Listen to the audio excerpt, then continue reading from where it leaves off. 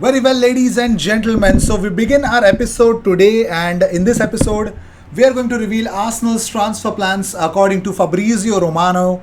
So let's see how things will turn out. If you seek daily Arsenal content, best place to be, consider subscribing. And the first news that we have is, of course, Renato Sanches. He is the talk of the town, ladies and gentlemen. We're also going to talk about Dusan Vlahovic.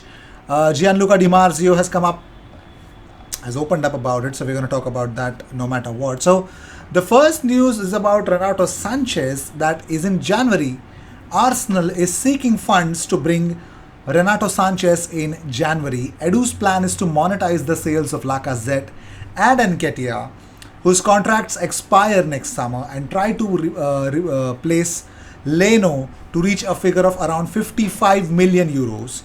With such a treasure, it would be difficult for Lille to say no to a sale in the winter transfer market for their midfielder. So, this is from calciomercato.com. They believe that Arsenal are going to sell some good amount of players so that they can generate funds and they can sign Renato Sanches. They can generate 55 million euros with the wholesale, and then they can afford Renato Sanches. Moving on, talking about Xhaka. Xhaka has spoken about his return to Mönchengladbach in the future. Now, dailymail.co.uk have come up with this. He said, Xhaka says, I have just extended my contract, which still has 2.5 years to run. Then I'll be 32. And if Max Eberl, who is Gladbach director of sport, is willing to bring me back when I'm 32, my door will be open. So, Granit Xhaka says just an extension, and that extension will lead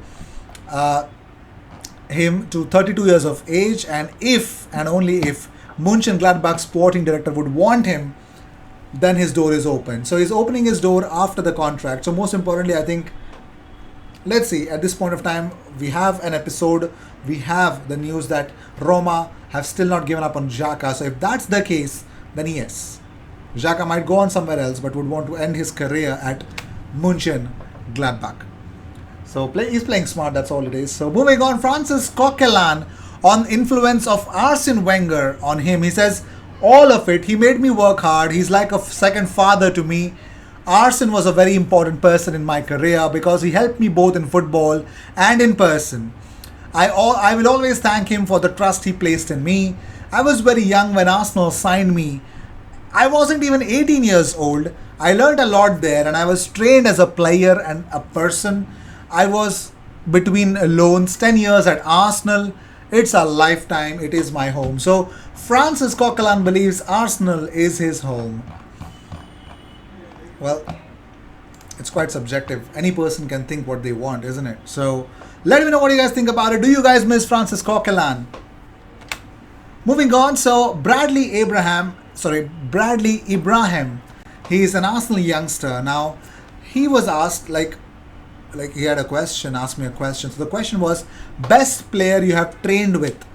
So Bradley, on his Instagram stories, puts up two names, Benjamin White and Jack Wilshere. These are the two players the best players that have, he's ever trained with. So that's that, ladies and gentlemen. Jack Wilshere and Benjamin White. So if you're an Arsenal fan and you've got a question in your mind, when will Martinelli get his chance? Well, that's not a question on your mind. It's a question on my mind. It's a question on a lot of Arsenal fans' minds. It's a question on Gabriel Martinelli's minds. But one person who believes in his talent is the only, Ronaldinho. Well, Ronaldinho says, speaking back in January, he says, Martinelli reminds me of Ronaldo, R9, Ronaldo. In his first season in Europe, he scored 30 goals, and people were thinking, who is this 18-year-old Brazilian kid? So yes, ladies and gentlemen, Gabriel Martinelli. Right. So speaking about Charlie Patino, Charles Watts has reported that he might make his first team debut against Sunderland in the EFL Cup next month. He says some good news on Charlie Patino. He made his return on Monday after that ankle injury for the under-23s. I think he'll certainly have an eye on that Sunderland game in the Carabao Cup quarter-final coming up at the Emirates. I think that we might see Patino involved in that one. The idea is certainly for next season for him to be in and around the first team picture, but you kind of want to integrate him before that. Arteta resisted the urge against Wimbledon. Then Patino was injured for the game against Leeds when he might have been involved. He'll certainly be pushing. There will certainly be some people behind the scenes at Arsenal, I think, who will be pushing Mikel to be maybe get him involved in that game. So Charlie Patino is knocking the doors. Let's see where will that take him.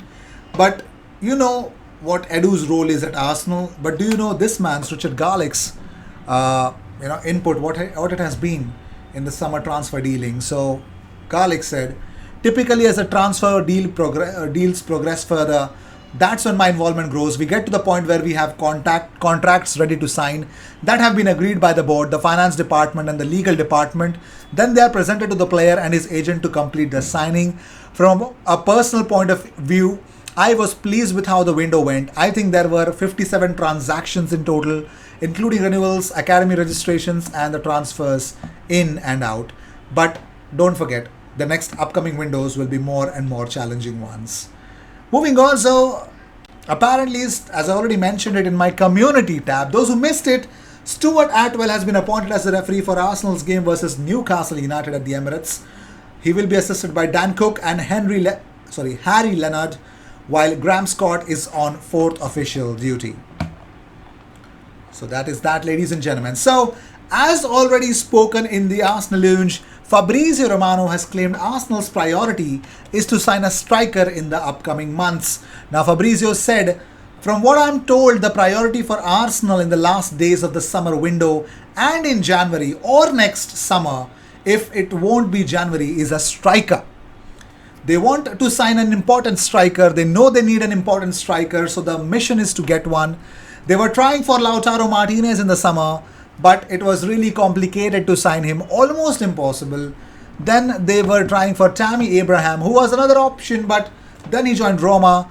They always wanted this kind of striker and they are working on this. I expect Arsenal to sign a new striker, but I don't know if they will be able to do it in January because the January transfer window is never easy. So let's see what Arsenal have in their mind. We have an update about more things that are coming through as well, but contrary to the twist that is coming up, according to Athletic, Arsenal have no intention of selling Bernd Leno in January. The reports claim that Arsenal want to keep Leno for the rest of the campaign. That is that, ladies and gentlemen. So it's going to be summer for a summer transfer window where he might actually move. Let's see if that's going to be the story or not. We'll see. AC Milan have emerged as candidates to sign Alex Lacazette. So AC Milan, according to Matlaw, so according to the Sun, oh my god, there is also genuine interest from Milan, with the Italian giants ready to hand Lacazette the chance to continue his career in Serie A. You know what? I think Milan are giving a new contract to Zlatan. They already have Giroud. They want Lacazette. I mean, Lacazette would be a fantastic signing for them. Like, seriously. Superb signing in the build-up, but let's see if they're going to be, dealing with that or not. So, bombshell of the news about Dusan Vlahovic. So, Gianluca Di Marzio, speaking to Radio Bruno in Italy, was asked about players' transfer situation. This is exactly what he said.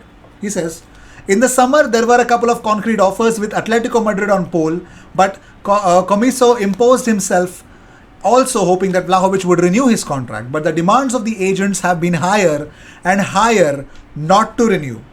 In June, someone like Vlahovic, even if 1 year from the deadline, could be worth as much as 50 million. In my opinion, Juventus will make an attempt in June. To date, only Arsenal have come forward, but Vlahovic's agents have not even answered the phone. Well, let's see.